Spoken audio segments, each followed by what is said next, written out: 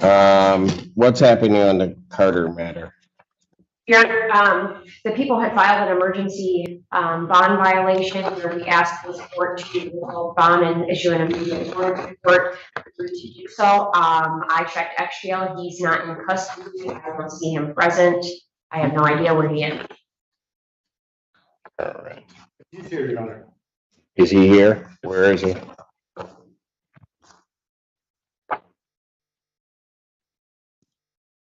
Where? You need to come up. I'll call your case. Court calls case People versus Cameron Carter. Morning, Your Honor. John Vincent on behalf of the defendant, who stands to my right. All right. State your name. Come on, Carter. All right. We're going to deal with the bond hearing first and then decide if we're going to go with this case. Okay. The people sent in that motion because I was going to leave it myself. There was 3 police reports made, 1 made to Romulus Police Department and 2 made to the Wayne County Sheriff's Office. I'm still awaiting the police reports from the Wayne County Sheriff's Office, but I received the Romulus Police report and attached it to my emergency motion.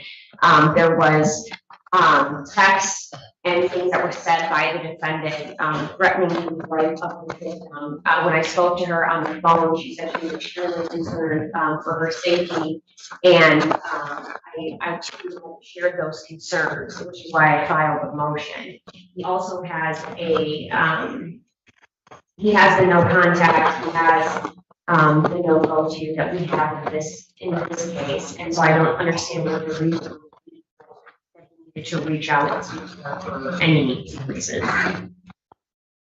Mr. Vince. Well, Your Honor, is the witness here? Because that is all. I mean, all the allegations are based on her words.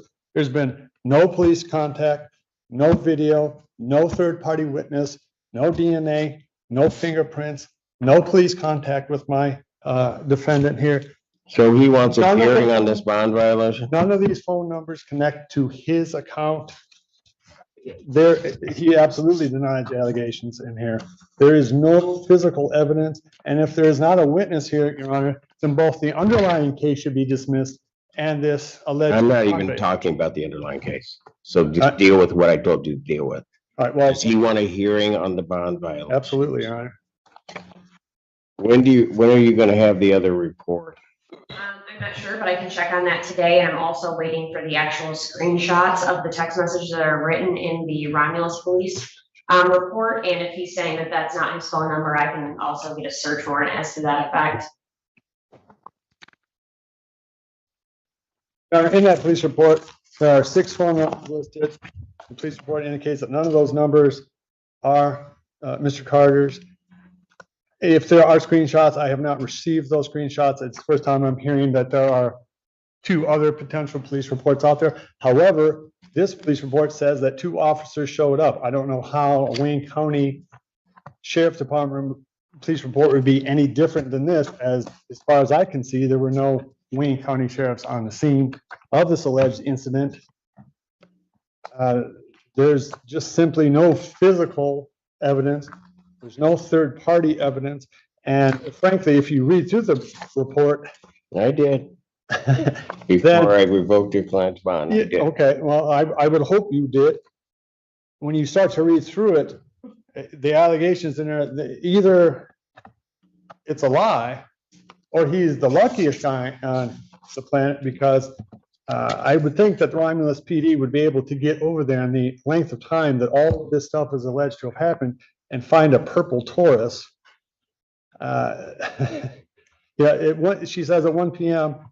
He began to call her, and it somehow got into an apartment, beat on the door of the apartment, left the apartment, started yelling through the window, and generated somehow, all while outside, 6 other phone calls from 6 different numbers, none of which line up to the defendant. If she's not here, Your Honor, then I think that that is a very, very strong indication that this is not factual. The other thing in this, Your Honor, this person alleges that he stole a gun from her in Pittsfield Township. Well, you know, If that's the case, then shouldn't this have been a little higher priority? I think the prosecution knows that this is not accurate.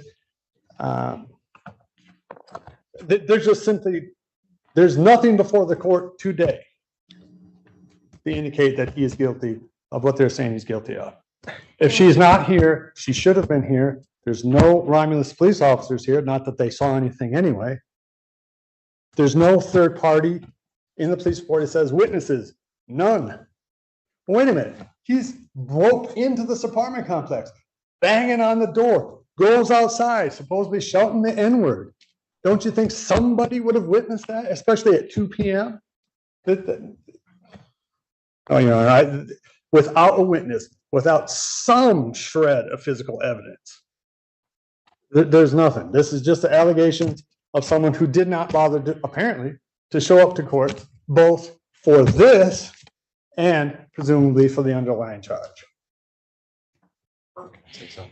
First thing, this defendant is on bond awaiting this final settlement conference where he's charged with domestic violence. He's also on bond awaiting pretrial where he's charged with child abuse force.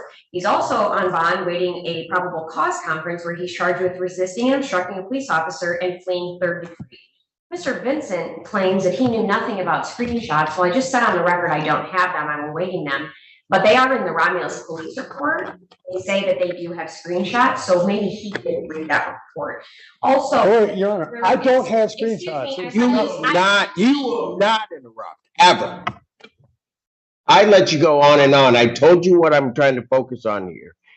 Keep trying it, Mr. Vincent. You're gonna run into trouble with me real fast. Ms. Kirby, you may continue. Thank you.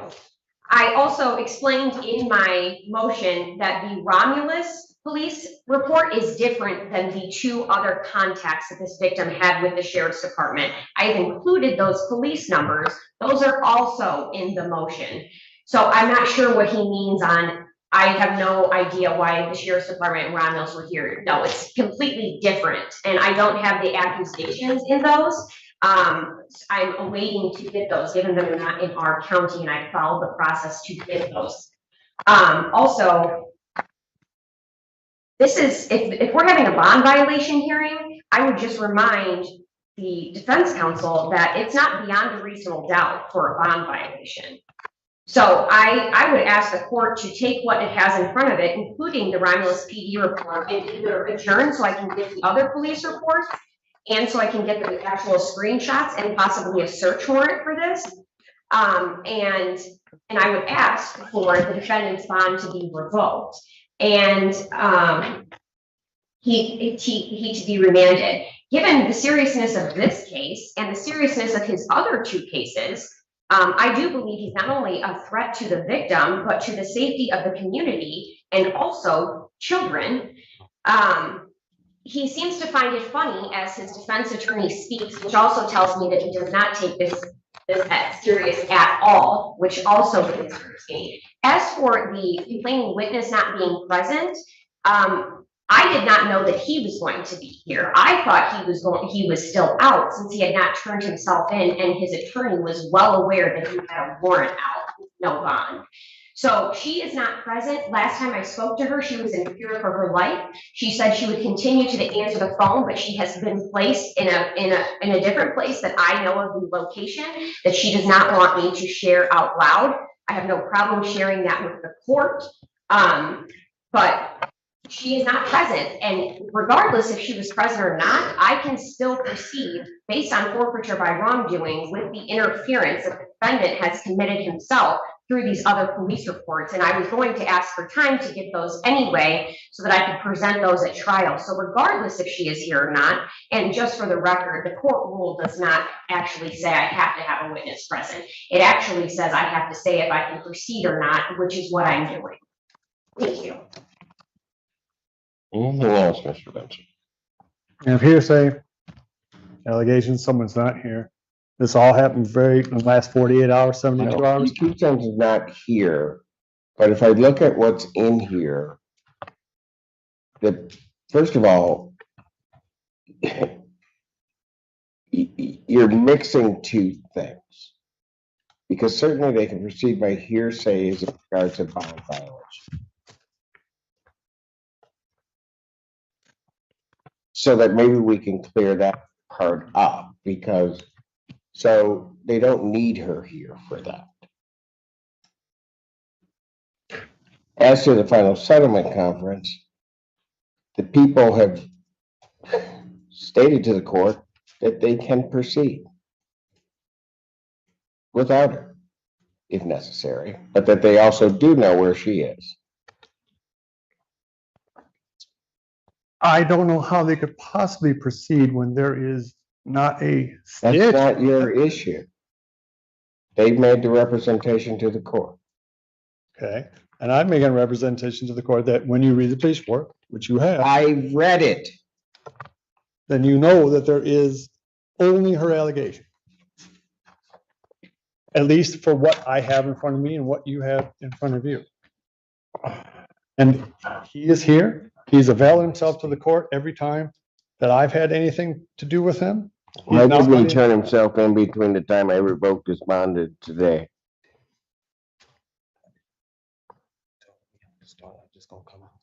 Because you, as an officer of the court, should have instructed your client to do that the court had revoked his bond. So I want an answer to that question. Yeah, I mean, we were going to be here today. That is, That's not an answer to my question. Mr. Allen, According to what the defendant just told his attorney is that, he told him to just show up today and not turn himself in. that's correct, Your Honor. I mean, and that if. Oh, put me in handcuffs, man. that's a wrong answer. I mean, Way the wrong answer. I'm sorry, man.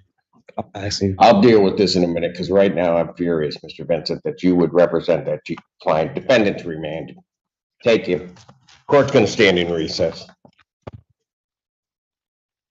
Maybe seated.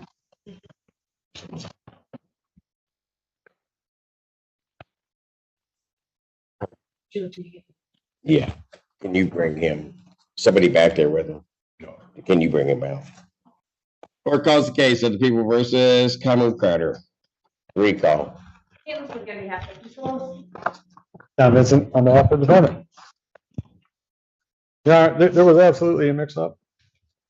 And as much as my understanding was that he had spoken to the court and they did not tell him to come in, and I should have come in. Yeah, it's absolutely a mistake on my part. Well, it's not only a mistake, it's a sanctionable offense, and I think you ought to know that. To willfully tell a client, or even to intimate to a client, that they should in some way disobey a court. In no way, shape, or form, Your Honor, did I meant to have that effect happen. My understanding was that he had seen you in person this week, and that you come to court from. I would never, and I think you know that about me, I would never have anyone try to knowingly or disobey an order. I would never knowingly disobey any of your bond conditions or orders.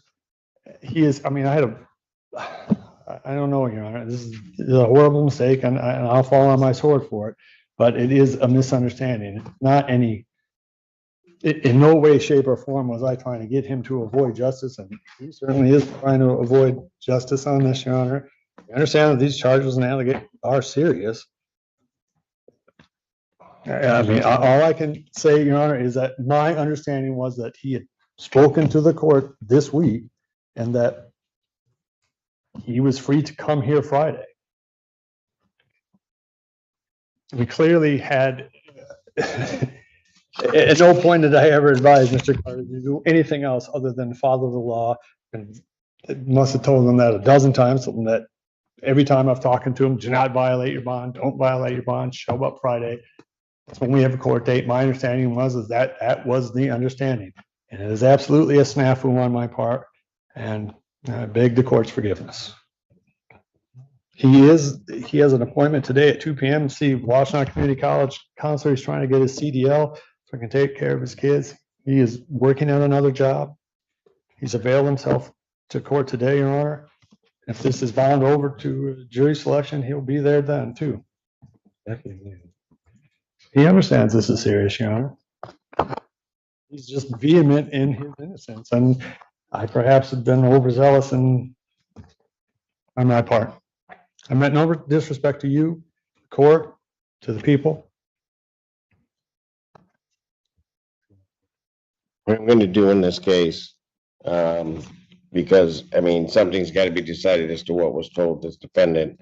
That may have to be resolved some other way, but the court will take whatever action it deems necessary, and I won't do that until June 26th, if I deem it appropriate to do so, because as angry as I am right now, I'm not going to make that decision on that.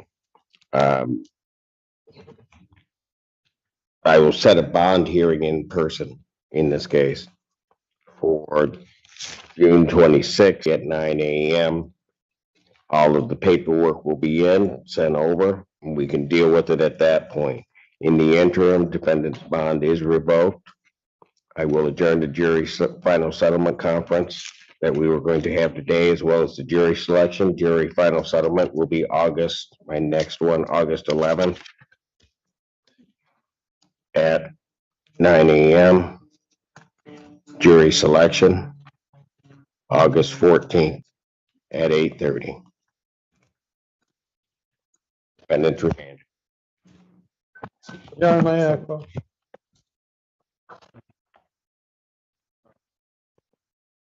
I don't think you want to do that right now. I am just. Your Honor, you know I did not.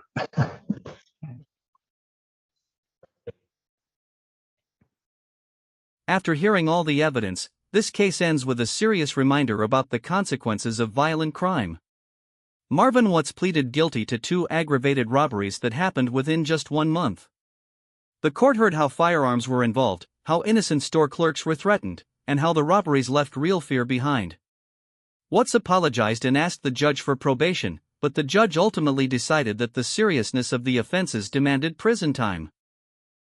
He was sentenced to 17 years in prison on each case, with both sentences running concurrently, along with deadly weapon findings. The judge also gave him one final message: he is still young, and when he eventually gets out, the choice to change his life will be his. This case shows just how quickly one decision can change everything, and why actions inside a courtroom can carry consequences that last for years.